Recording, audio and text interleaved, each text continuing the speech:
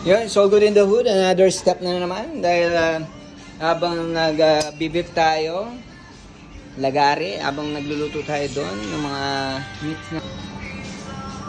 Yun, so good in the hood. Another step na naman dahil habang nag-bibip tayo, lagari, habang nagluluto tayo doon ng mga meats na.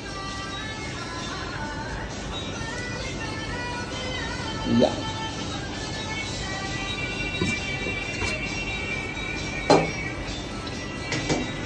1 week ang kapaguran. Mas matindi pag Monday to Friday. Ngayon chillax lang pero matrabaho pa rin ngayon. So good in the natin yan. Lagyan, set aside muna natin ang mga ating pinaggamitan chainsaw. Ay grabe yan, so good in the mamaya lilinisin dahil natin ang flooring na yan dahil mamaya mabubuhos lahat yan. Kaya okay lang yan. 4 na oil ang aking naliko. Kukuha tayo ng mamasarap na cake. Diba? Ayun, ang grabe yan. Yan. 4 na oil ang aking naliko. Kukuha tayo ng mamasarap na cake. Diba? Ayun, ang grabe yan. Check natin yan. 23 minutes. Alright. Dito naman sa cold station. Ayun. Yun. Bombahan na. Yee!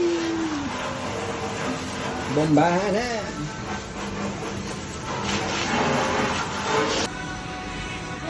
Alright, now for a change oil. Wait a minute. This could be a change oil. Alright, here's Nikolai helping me. Alright, now for a change oil. Wait a minute. This could be a change oil. Alright, here's Nikolai helping me. This one.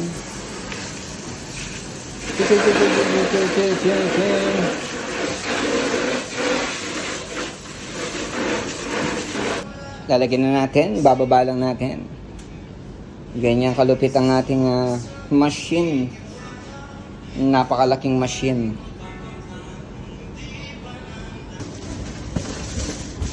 Yun. Ihatid natin to sa Cafe Mamak.